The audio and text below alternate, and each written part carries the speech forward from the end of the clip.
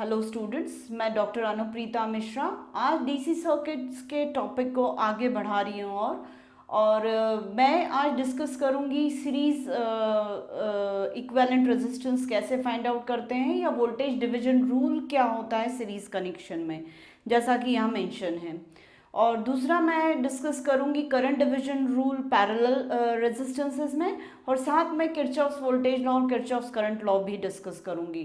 तो चलिए हम स्टार्ट करते हैं वोल्टेज डिवीजन रूल से, या to find equivalent resistance in series connected resistances. यहाँ पर दो रेजिस्टेंसेस R1 और R2 सीरीज में हैं, और जैसा कि मैंने सीरीज का कैरेक्टरिस्टिक्स बताया था कि करंट दोनों में सेम, जो भी रेजिस्टेंसेस सीरीज में कनेक्टेड रहेंगे, चाहे 2 रेजिस्टेंस, 3 रेजिस्टेंस, 10 रेजिस्टेंस, सब में सेम करंट फ्लो होगा। ये सीरीज कनेक्शन का कैरेक्टरिस्टिक्स होता है। तो सब में करंट कितना फ्लो होगा, I, और पर वोल्टेज सबके अक्रॉस का कैसा होगा, डिफरेंट होगा। और वो मैं कैसे फाइंड कर सकती हूँ, अभी लास्ट वीडियो में जो मैंने ओम्स लॉ बताया था उसकी मदद से। तो ये हमारा सीरीज कनेक्शन है R1 R2 का। इसके अक्रॉस हमने एक बैटरी V लगा के रखी है, और जैसे ही सर्किट कंप्लीट होता है तो एक करंट I बहने लगता है। अब मैं V को KVL जो हमने 11th-12th में पढ़ा है उसके बेसिस पे आप समझ सकते हैं कि V is equal to V1 plus V2 होगा। मतलब ये सप्लायर वोल्टेज है और ये ड्रॉप वोल्टेज है। तो हमेशा अप्लाइड वोल्टेज जो है वो जो यूजर्स है उनके अक्रॉस के वोल्टेज के बराबर रहेगा। तो ये KVL से भी हम समझ सकते हैं, और अभी थोड़ी देर बाद मैं आपको KVL समझाने ही वाली हूँ। तो वो टोटल वोल्टेज ये होगा। तो अब मुझे फाइंड क्या करना है, इंडिविजुअल V1 V2 कितना है वही मैं वोल्टेज डिवीजन बताने वाली हूँ, और साथ में इक्विवेलेंट रेजिस्टेंस कितना है R इक्विवेलेंट वो भी मैं बताने वाली हूँ। तो चलिए V1 को मैं लिख सकती हूँ I1 into R1 as per Ohm's law, और V2 को लिख सकती हूँ V2 को लिख सकती हूँ I इंटू R2। इसमें से बहने वाला करंट भी I है, I इंटू R2 करके मैं V2 डिफाइन कर सकती हूँ। तो इस इक्वेशन को मैं यूज कर दूँ, V1 की जगह मैं IR1 लिख सकती हूँ, प्लस V2 की जगह मैं IR2 लिख सकती हूँ। दोनों में करंट कॉमन है तो I बाहर ले लिया, R1 प्लस R2 हो गया।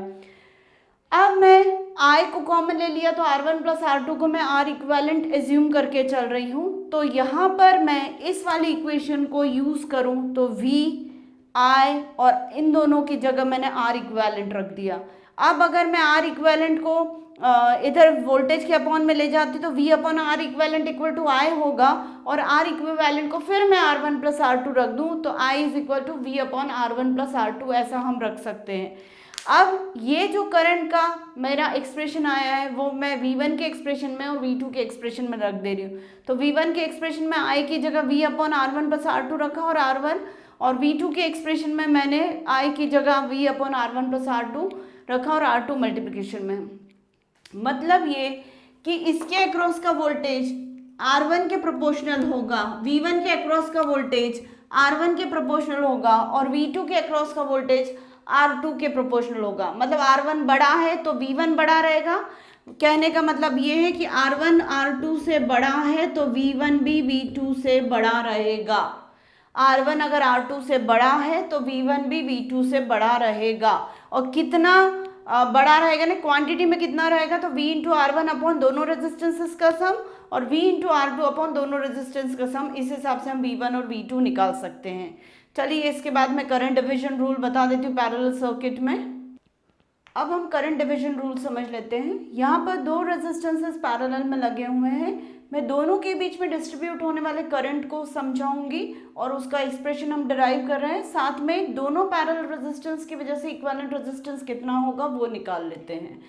ये दोनों पैरेलल रेजिस्टेंस में से जो बहने वाला इसमें से करंट है वो I1 है, और इसमें से बहने वाला करंट I2 है, और इसके अक्रॉस जो वोल्टेज लगा हुआ है दोनों पैरेलल कॉम्बिनेशन के अक्रॉस वो V वोल्टेज सोर्स लगा हुआ है।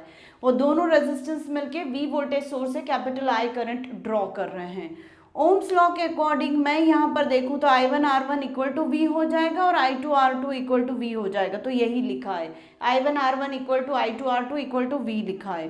टोटल करंट I जो है वो I1 प्लस I2 के बराबर होगा। ये हम KCL इक्वेशन थोड़ी बहुत जो 9th से 12th तक पढ़े हैं उसके हिसाब से। अदरवाइज अभी मैं आप लोगों को और फिजिकल इंटरप्रिटेशंस और एक्स्ट्रा इंफॉर्मेशन के साथ आपको KCL इक्वेशन अभी समझाने वाली हूँ। V is equal to I1 की जगह मैं V अपॉन R1 रख रही हूँ और I2 की जगह मैं V अपॉन R2 रख रही हूँ। I इज इक्वल टू जो होगा वो अगर मैं V कॉमन निकाल लेती हूँ तो ब्रैकेट में मुझे 1/R1 प्लस 1/R2 मिलेगा। ये जो है इसे मैं डिनोमिनेटर के रेजिस्टेंस इक्विवेलेंट से डिफाइन कर सकती हूँ, मतलब I is equal to V upon R equivalent होगा और आर इक्विवेलेंट जो होगा वो इसका रेसिप्रोकल होगा। तो पूरा जब हम इसको सॉल्व करेंगे तो R equivalent equal to R1 R2 upon R1 plus R2 हो जाएगा। आप करके देखेंगे तो ये सिंपल सा है, आ जाएगा। अब I1 जो है अगर मैं यहाँ से I1 को लूँ तो V अपॉन R1 है, तो I1 is equal to V upon R1 है। और V की वैल्यू को अगर मैं यहाँ से लेती हूँ तो I इंटू आर इक्वेलेंट है, तो V की जगह I इंटू आर इक्वेलेंट रखा, R1 रखा, आर इक्वेलेंट की जगह मैं पूरा ये एक्सप्रेशन रख रही हूँ। तो I अपॉन R1 ये वाला हो गया, आर इक्वेलेंट में R1 R2 है तो R1 कैंसिल हो गया। न्यूमरेटर में बचेगा I into R2 upon R1 plus R2, यही आपका I1 होगा जो मैंने यहाँ पर दोबारा लिख लिया। सिमिलरली I1 के साथ न्यूमरेटर में R2 आ रहा है और साथ में total current I upon R1 plus R2 है, और यहाँ पर I2 अगर मैं निकालती हूँ सेम ऐसा ही V अपॉन R2 करके, तो मुझे I into R1 upon R1 plus R2 होगा। डेरिवेशन तो बहुत आसान है, बस एक चीज़ आप ध्यान रखिए इसमें कि इस एक्सप्रेशन को अगर मैं समझूं तो इसमें से बहने वाला जो करंट है वो किसके बराबर होगा, टोटल करंट जो डिस्ट्रीब्यूट होने वाला है इनटू नेबरिंग रेजिस्टेंस, दूसरे रास्ते का रेजिस्टेंस डिवीजन में R1 प्लस R2। इस रास्ते का करंट निकालना है मुझे I1, तो मैं टोटल करंट लूंगी इनटू नेबरिंग पाथ का करंट लूंगी I2, तो I into I total current into neighbouring path का resistance not current, I into R2 लूंगी और डिवीजन में दोनों रेजिस्टेंसेस का सम लूंगी। मतलब करंट जो होगा जिस पाथ में ज़्यादा करंट बहेगा उस पाथ में छोटा रेजिस्टेंस होगा, ये मतलब इसका निकलता है। तो ऐसे समझ सकते हैं जो अभी मैंने बोला कि अगर I1 बड़ा होगा I2 से तो इसका मतलब निकलता है R2 बड़ा है R1 से। अगर R2 R1 से बड़ा होगा तो I1 बड़ा होगा I2 से, क्योंकि जिस रास्ते का रेजिस्टेंस ज़्यादा होगा उस रास्ते से कम करंट बहेगा, ये इसका पूरे का मीनिंग निकलता है। तो ये पूरा मैंने आपको करंट डिवीजन रूल बता दिया। इसके पहले मैंने सीरीज कनेक्शन में वोल्टेज डिवीजन रूल बताया है। अब मैं आपको किरचॉफ्स करंट लॉ पहले समझा देती हूँ, फिर मैं आपको किरचॉफ्स वोल्टेज लॉ बताऊंगी। किरचॉफ्स करंट लॉ जो है वो law of conservation of charge का ही दूसरा फॉर्म है, और law of conservation of charge जो है वो law of conservation of energy का दूसरा फॉर्म है। ये किरचॉफ्स करंट लॉ कहता है कि algebraic sum of all the currents at a node और a junction is always equal to 0। चलिए इस स्टेटमेंट को समझ लेते हैं। ये एक सर्किट है जिसमें एक वोल्टेज सोर्स लगा हुआ है, डीसी वोल्टेज सोर्स, और रेजिस्टेंसेस लगे हुए हैं R1 से लेकर R5 तक। इनके इंटरकनेक्शन का पैटर्न जो है वो यहाँ शो किया हुआ है, और यहाँ पर सारे ब्रांचेस से, सारे पाथ से फ्लो होने वाले करंट्स को मैंने अज्यूम कर लिया है। वोल्टेज सोर्स से I1 करंट निकल रहा है जो I2 और I3 में डिस्ट्रीब्यूट हो रहा है, फिर आगे जा रहा है, फिर I4 और I5 में डिस्ट्रीब्यूट हो रहा है।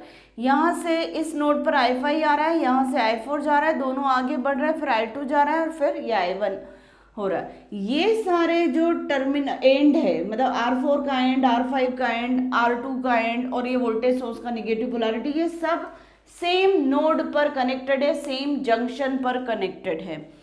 ठीक है, मैं अभी बात करूंगी। तो एक नोड इस सर्किट में ये है, एक नोड ये है और एक नोड ये है इस सर्किट में। और इस सर्किट में ब्रांचेस कितनी, 1 2 3 4 और 5 ब्रांचेस है। 1 2 3 4 और 5 ब्रांचेस है इस सर्किट में। अब जब मैं इस किरचॉफ्स करंट लॉ को यहाँ पर अप्लाई करती हूँ तो इस नोड पे अगर मैं बात करूँ, ये फर्स्ट नोड है, ये सेकेंड नोड है और ये थर्ड नोड है। फर्स्ट नोड पर अगर मैं किरचॉफ्स करंट लॉ अप्लाई करती हूँ तो वो किरचॉफ्स करंट लॉ कहता है algebraic sum of all the currents at a node is equal to 0। Algebraic sum का मतलब ये है कि मैं आने वाले करंट्स को पॉजिटिव मान लेती हूँ और जाने वाले करंट्स को निगेटिव मान लेती हूँ, तो मेरी इक्वेशन जो बन सकती है वो I1 पॉजिटिव होगा, I2 और I3 नेगेटिव होगा, और इनका अलजेब्रिक सम कितना था, algebraic sum of all the currents is equal to 0। यहाँ पे कितने करंट्स है, 3, तो 3 करंट्स में 2 आउटगोइंग है, एक इनकमिंग है, तीनों का सम जो होगा वो 0 है। जब मैं इसको रीशफल करके लिख रही हूँ तो I1 is equal to I2 plus I3, मतलब incoming currents are always equal to the sum of outgoing current. इसको मैं फिर रिफाइन मैनर में बोलती हूँ, sum of all the incoming currents is always equal to the sum of outgoing currents, ये है। तो एक incoming currents is equal to outgoing current. ऐसा भी मैं कर सकती हूँ, summation of incoming currents is always equal to the summation of outgoing currents, ऐसा भी बोल सकते हैं। ठीक है, इस नोट पर भी मैं किरचॉफ्स करंट लॉ अप्लाई कर देती हूँ। तो आने वाला करंट कितना है, I3 है, जाने वाले करंट कितने, I4 है। तो आने वाला current I3 is equal to summation of all the outgoing currents, मतलब I4 प्लस I5 हो जाएगा। तो ये मेरी नेक्स्ट केसीएल इक्वेशन हो गई। तो ये मेरी फर्स्ट केसीएल इक्वेशन है, ये मेरी सेकेंड केसीएल इक्वेशन है। अब थर्ड केसीएल इक्वेशन मैं किस नोड पे लिख सकती हूँ, थर्ड नोड पर लिख सकती हूँ। तो थर्ड नोड पे similarly at second node, at third node मैं थर्ड इक्वेशन लिख रही हूँ। तो अब इनकमिंग करंट्स कितने हैं इस नोड पे, आने वाले I2 आ रहा है, I4 आ रहा है, I5 आ रहा है, तो ये तीनों का समेशन लिख लिया। और जाने वाले करंट्स कितने, I1, तो एक जाने वाला करंट है और 3 आने वाले करंट है, तो incoming currents is always equal to outgoing currents वाला अगर मैं इंप्लीमेंट करती हूँ तो ये मिल रहा है। तो अब मेरे पास ये थर्ड इक्वेशन बन गई। फर्स्ट इक्वेशन में अगर मैंने I1 की जगह I4 plus I5 plus I2 substitute कर दिया तो मुझे सेकेंड इक्वेशन मिल जाएगी।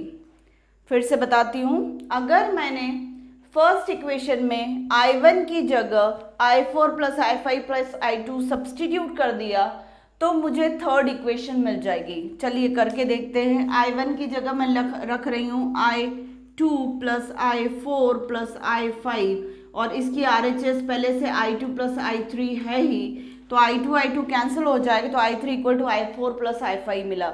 तो देखिए मुझे सेकेंड इक्वेशन मिल गई।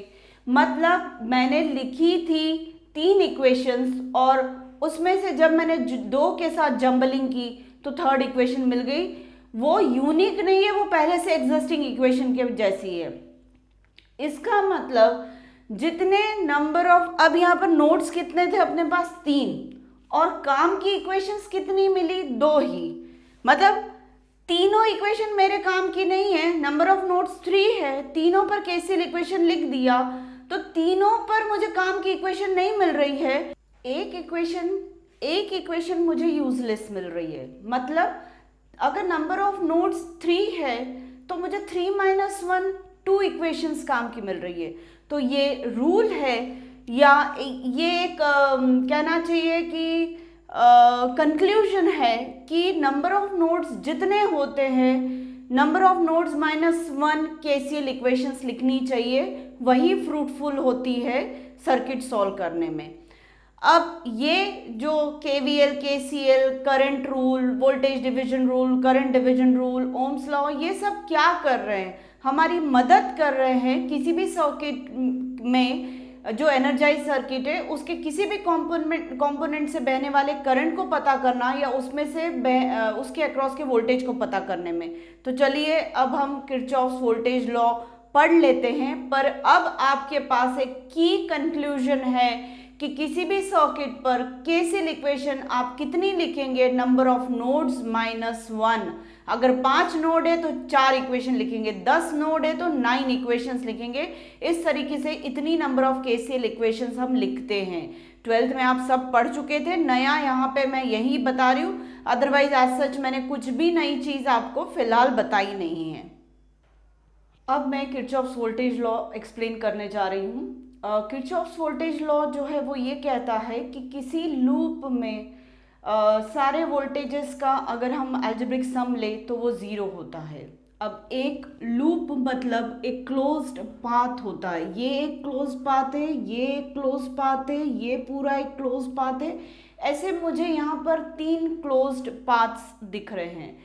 तो यहाँ पर हम जो किसी भी क्लोज पाथ में सारे वोल्टेजेस का अगर अलजेब्रिक सम ले तो वो इक्वल टू 0 आता है, ये किरचॉफ्स लॉ वोल्टेज लॉ बताता है।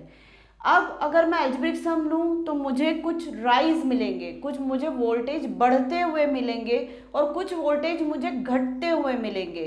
तो बढ़ते हुए वोल्टेजेस को मैं वोल्टेज राइज बोल रही हूँ और घटते हुए वोल्टेज को मैं वोल्टेज ड्रॉप्स बोल रही हूँ। अब अभी लास्ट वीडियो में जो मैंने आप लोगों को समझाया था कि कुछ एनर्जी सप्लायर्स होते हैं सर्किट में और कुछ एनर्जी यूजर्स होते हैं। तो एनर्जी सप्लायर्स मोस्टली प्रोवाइडर्स है, एनर्जी प्रोवाइडर्स, तो उनके वोल्टेजेस बढ़ते हुए ही रहते हैं जनरली।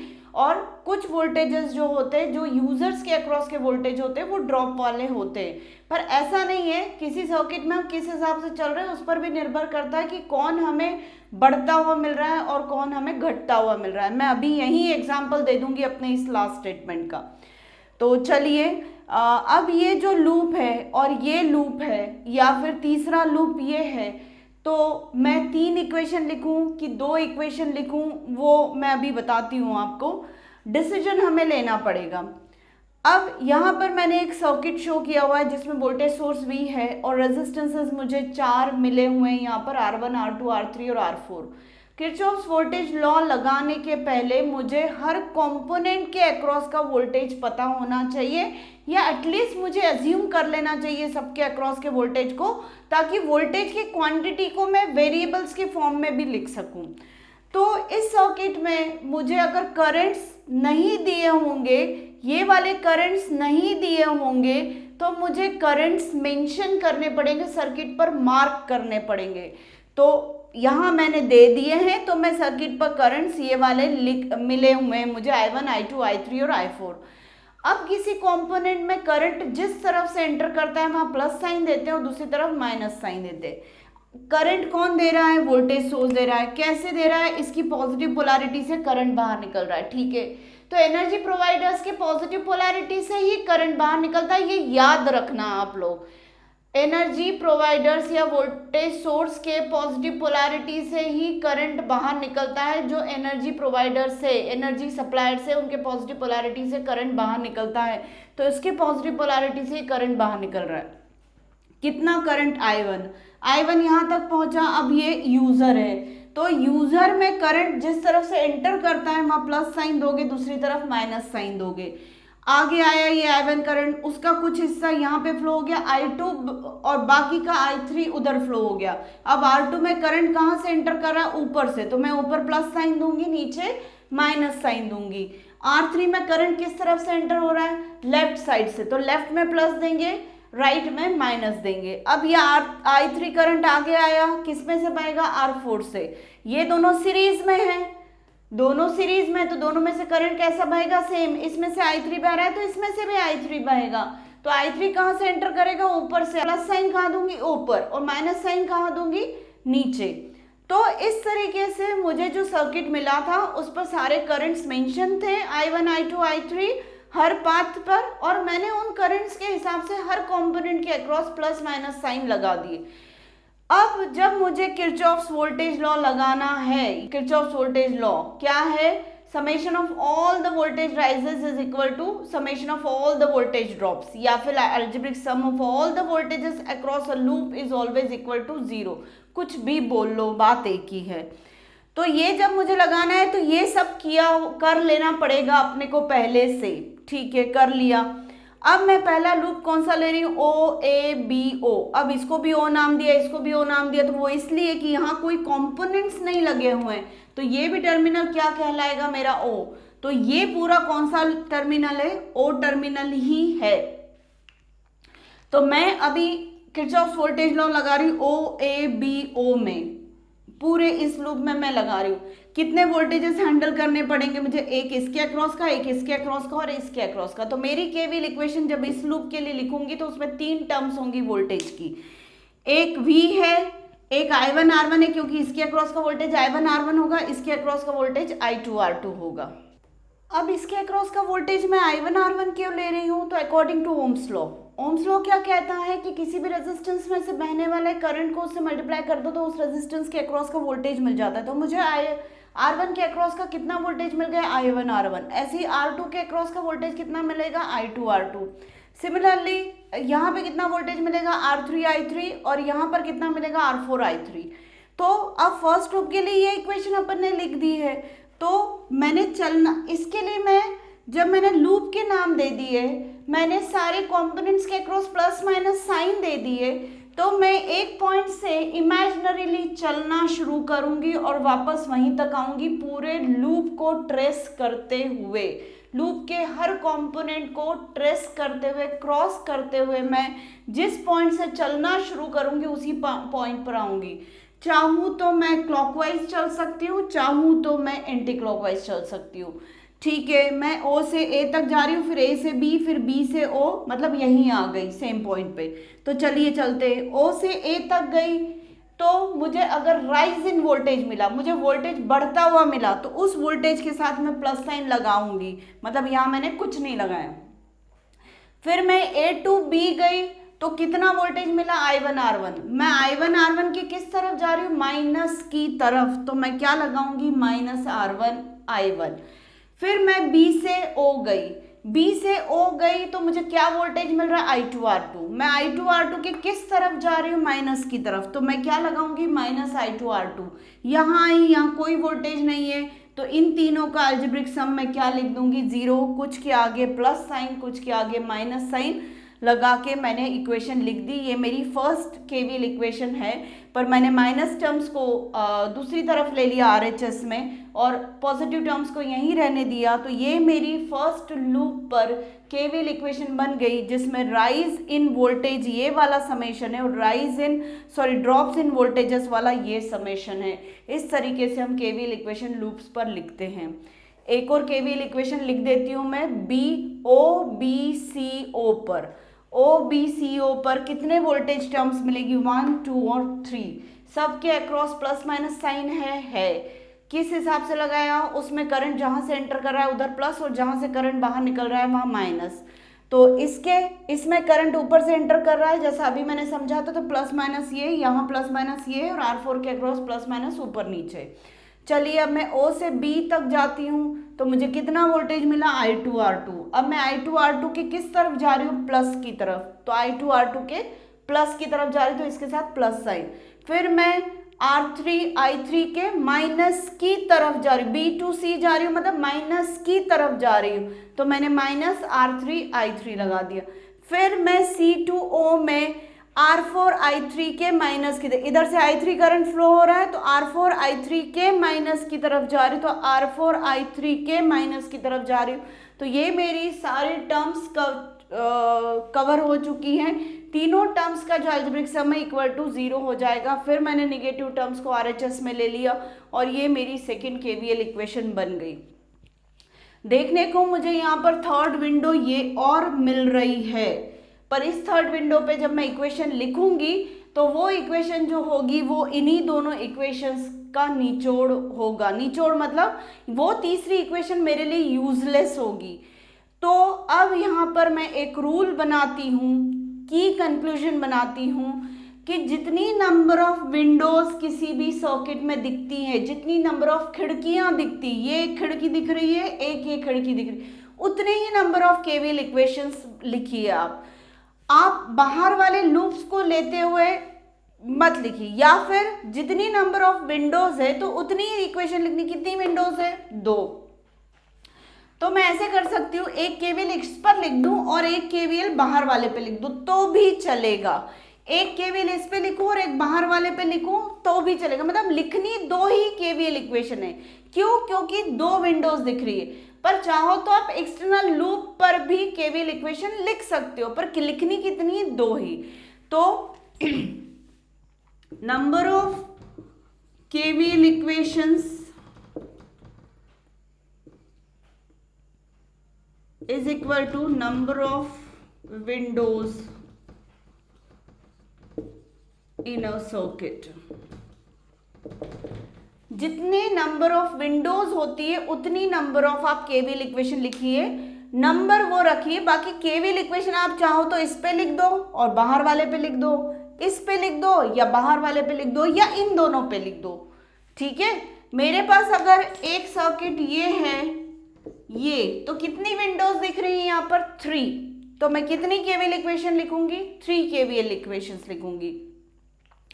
उम्मीद है आपको कॉन्सेप्ट समझ में आया होगा। बच्चे ज्यादा करके कंफ्यूज होते केवीएल इक्वेशन लिखने में, तो मैं फिर से रिवाइज कर दूं कि केवीएल इक्वेशन लिखने से पहले हर जितने मतलब पहले डिसाइड कर लो कि कितनी केवीएल इक्वेशन लिखनी, तो जितनी विंडोज दिख रही होंगी उतनी केवीएल इक्वेशन डिसाइड कर लेना, ठीक है।